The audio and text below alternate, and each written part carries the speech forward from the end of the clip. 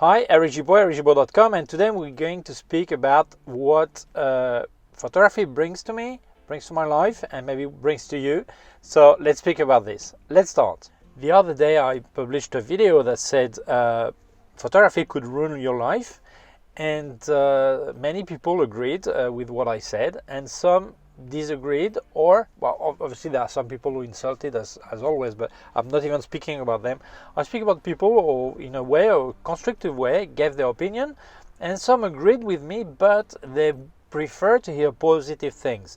I think that when you speak about something, you have to give to tell the pros and the cons, and some people don't like to hear the cons, but I think you have to tell them. But still, I think it's interesting to have read their opinion. And I think that the right to have an answer on my side. What does photography brings to me? I also asked Claudia Reyes and Sarai Pass their opinion, because we made a live a few months ago, last year, I can't remember. I leave you the link here. And they both do photography too, for their personal use or professional use. So I'd like to have their opinions. I asked them, so I will tell a bit. And also because of the comment I read, but I would like you to participate and below give your opinion. What does photography brings to your life? I think everyone will be able to read your opinion, although it's not like a live show that we can speak, answer on the fly, but I still think it's very interesting for me to hear what you have to say and what other people watching the video can read your comment too. So let's carry on. I would like to state two things. First, I'm going to speak about photography in general without deciding what kind of gear you're using, whether it's an advanced reflex, a DSLR, analog, digital, anything, including smartphones, because there are many people watching these videos that use smartphones and they make pictures, so they have their opinion. So I think we're not going to look at the gear we're using, we're going to look at making pictures and what does it bring to you. And second, I speak about any kind of picture, whether it's amateur, professional, whether it's just whatever, it's souvenir from holidays or landscape, whatever. But I will also include selfies. People make their own pictures, selfie, typical selfie for Instagram or social networks, because I think it's important that these people may be able to give their opinion, why they do it, or what it brings to them. So I want to really look at something really general.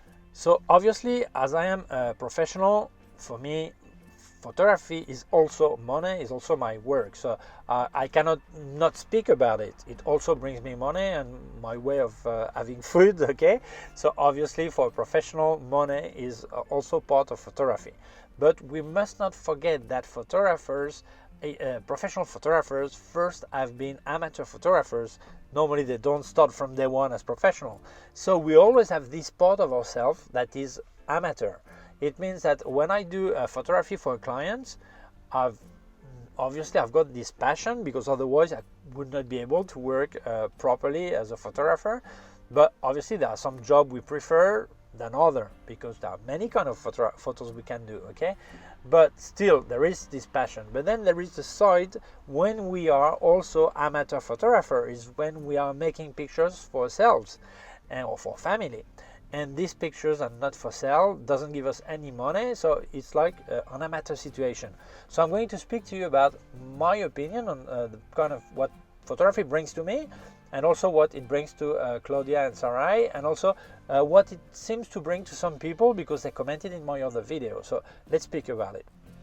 For me, aside of the professional side, when I do pictures for myself, I make them very often as a souvenir. Even if when I travel I don't make that many pictures, maybe 10, 20 one day when I'm traveling, each picture triggers in my mind my souvenir. Okay, so I can perfectly make a picture of the Eiffel Tower, for example, in Paris, and then when I see the picture I remember the sound, the noise, the smell, all this, or what I did just before, just after, all this. So it triggers for me. I make this small mark, memory mark, okay? So when I see the picture, it reminds me of this. This is why I don't like to make too many pictures, because I don't need that many pictures. Maybe I've got a lot of memory, that could be, okay? Also, I use it to capture moments, birthday or a football game. I don't go to football, but imagine, I just a concert. I mean, just one picture, not 50, not 100, one picture as a souvenir of the moment. So it's really closed reason. Okay, it's really similar, but some moment I want to capture this moment, and also in this way I can also capture as a testimony. Testimony can be a legal one. For example, if I park my car next to another car, and I feel that when this guy is going to move his car, I think he's going to crunch mine. So I'll make a picture. So I've got the number plate as the situation picture, and I use it as a tool to capture the moment. Or something just happened right now. I think it's incredible what's happening. I make a picture and capture the moment. Very often I use photography as a tool also for myself. I'm at the supermarket and I'm buying things, and then I was told to bring such product, and I'm not sure what to bring, which one it is, this one or that one. I make a picture, I send a message with the picture, and I get an answer. So in this way, I use my photo as a tool to remember this. I mean, to have someone to tell me take this or that, or I see a reference, whatever, I make a picture. So it's purely a tool, and I use photography this way. I think it's also photography. It brings it to me as a simple tool. And for me, what I like most is technical challenge for photography. I like the technical side of photography. For example, when we make a fashion photography with Claudia Reyes, and she thinks everything because she's the art director, even when she doesn't even pose. Normally she models, but when she doesn't, she's still the art director. So she has an idea, a creation, a design she's made, the dress or whatever, and she wants the thing to look this way. So very often she makes a drawing, say I want to have this aspect, this look, that kind of lighting, all this. And my technical challenge is to get what she asks. Same thing when I do other challenges. I'm doing a product photography. I don't want to have reflection on a bottle, for example. I've got a challenge to make sure the result is what I want. And very often I say that a photographer is a photographer not when he makes good pictures.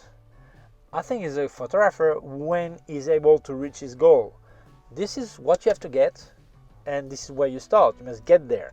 For example, when you play pool or snooker, if I say the ball falls in this pocket, it has to fall in this pocket. If it falls in another one, then I'm not a good pool player. I'm just not even luck.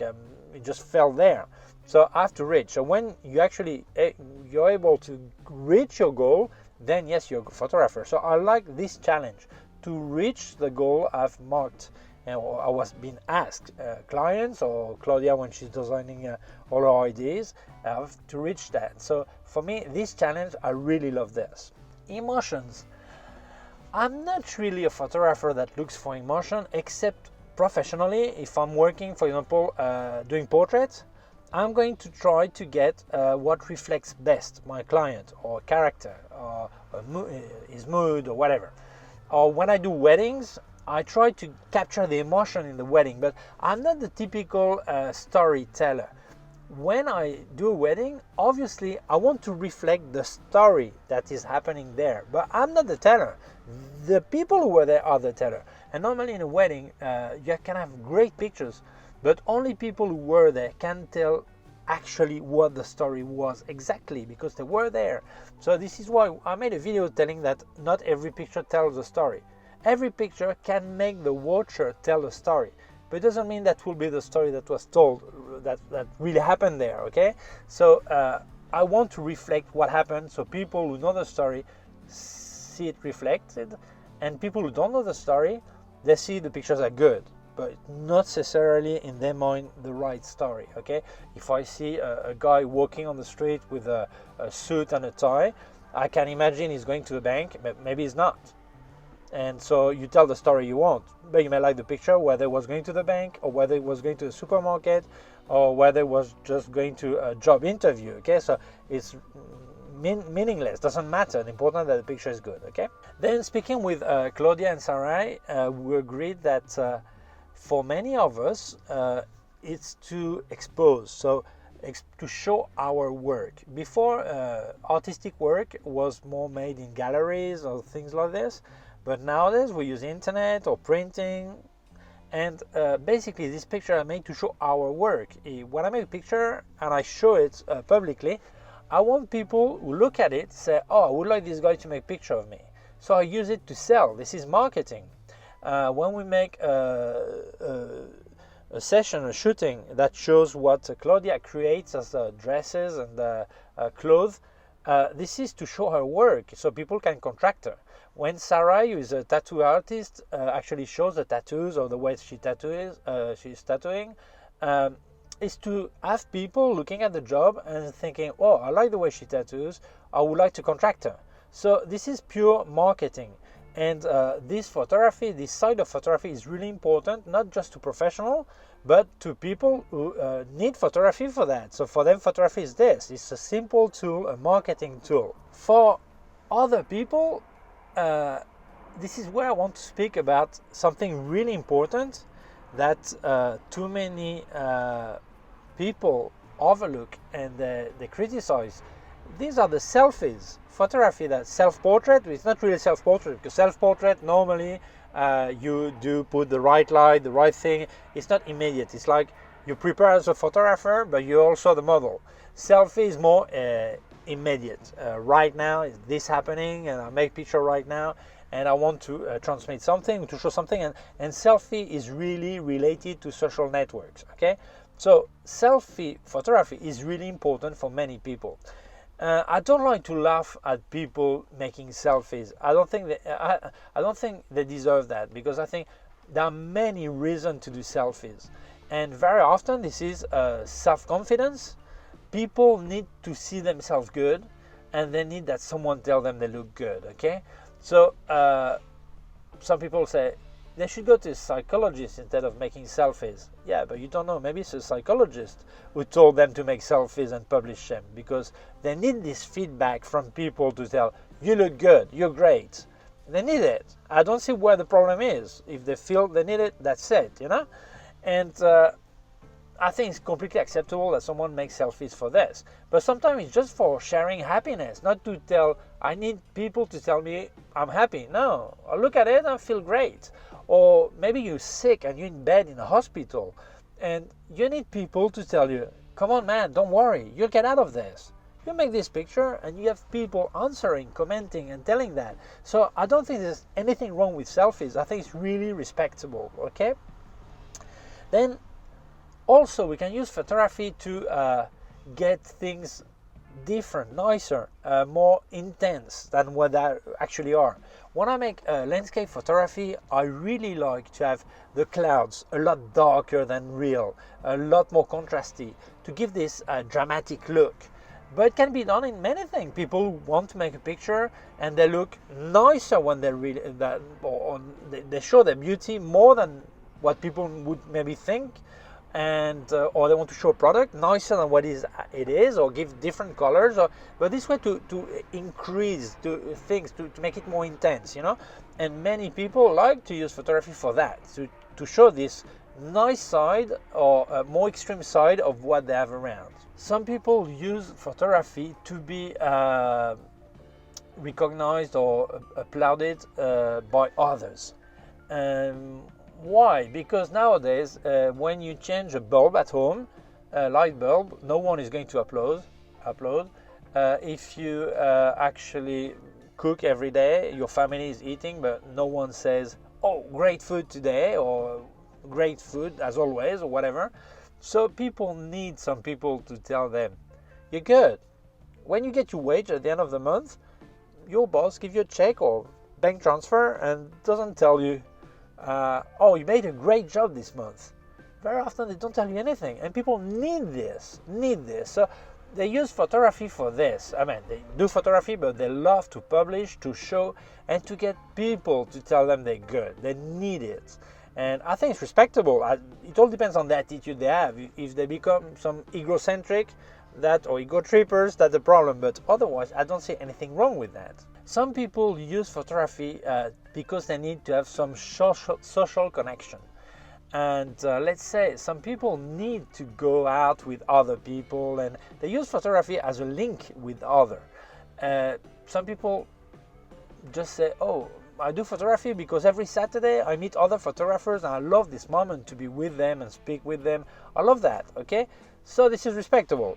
And very often these kind of people, you see them like 10 years later, they don't do photography anymore. They do dancing or another sport or play cards or whatever. They need this social contact, and for them photography brings them this opportunity to meet other people, whether it's virtually or physically, but they need that. For some, this is a way of mental escape. I'm really stressed, and the moment I'm on my own with my camera making the picture, I'm alone. I'm escaped from my problems, from my commitment to anything. I'm making my pictures. This can be a fraction of a second, it could be a full day, but some people need to mentally escape from the rest. So if you go to my other video about photography can ruin your life, obviously if you're always escaping, you're missing other things. But if you do it in the right quantity, then it's no problem. It's like any drug. I mean, if you abuse drugs, you're a drug addict. If you have a glass of wine, which alcohol is a drug, a glass of wine once a week, you're not an alcoholic probably. Well, I'm not an expert in that, but this is a difference. So I understand that some people need that as a mental escape, okay? Some people use photography to relax. When they do landscape, they're just there, and they hear the sound, the noise, the see, the smell, everything. And they make the picture, and for them it's a way of relaxing. When they're making this picture, they relax. And they need that. Many people need that, to be really relaxed. For others, it's just an excuse to practice sport, walking, trekking. I know some people, they walk like 30 kilometers and they make a couple of pictures and then they come back. Or make 15 and then they come back to have 30 in total. And when you speak to them, you say, and you walk all that for one picture? No, I would walk anyway, but I'll bring my camera and then I make a picture there. But actually photography is the excuse to walk, is the excuse to practice a sport, you know. So it's like all together, they feel that maybe it will make the walk more interesting or more motivating. It's when you get there, you make a picture or makes a few pictures on the way, but basically they're just practicing sport, walking, trekking, more than going as photographers. Some people probably look the artistic side of photography. They want to create their vision of what surrounds them. I see this, but I want to give the way it looks. I want to create something with that. So can be photography or info photography with a computer post-production, but they want to create something. Same as they would paint or compose music. They want to create something.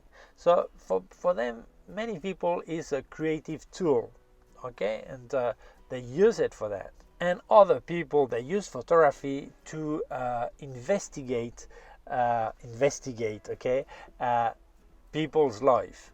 Obviously, there are the paparazzis, but this is for a commercial side of it. They make pictures of famous people and they try to sell them. But I don't speak about these people. I speak like street photographers. Very often they love to see other people around and make a picture and try to imagine what their life is. Or travelers, they want to go somewhere and they want to speak to people or see people, what they do, what they work, what kind of things they are doing, their way of life, all this. They investigate. So photography is really tight to this part, to traveling. So traveler, is he first a traveler who then makes pictures to remember, or is he first a photographer who wants to see someone else's life or another place, you know? So it's all together. So as you can see, there are many things that photography can bring to you, and I think if we speak to 10 people, they each have a different reason for making pictures. I don't speak about photography, what it brings to you if you're not making pictures. I speak more that what it brings to you if you also make pictures. It's not what's important to do something, to just trigger or whatever. So these are what I think and what I feel, and some Claudia and Salai told me on their side, but also what I read in comments in some of my videos. But I would like to know your opinion. I would like to know what photography brings to you. Obviously, it's not the same as being direct that you would answer right now, but I think it would be really interesting for people who read my channel to read your comments and to see, oh, this guy see the photography this way. I think it's really interesting, and I am really interested to know what photography brings to you. As you may have noticed, I always answer all the comments on my channel, and I read everything, and I like to see that. I like to know what photography brings to you. So I hope you like this video. If you feel it may interest other people, please share it on social networks. If you have not done yet, please subscribe to my YouTube channel. There's a small button down here and also a small bell. If you click on the bell, get notified when I upload a new video. My website, ericgibaud.com. If you have any question, can leave a comment below. And in description, I also put links of my gear on Amazon, also links to other parts of my YouTube channel. Please take care of yourself and see you soon. Bye.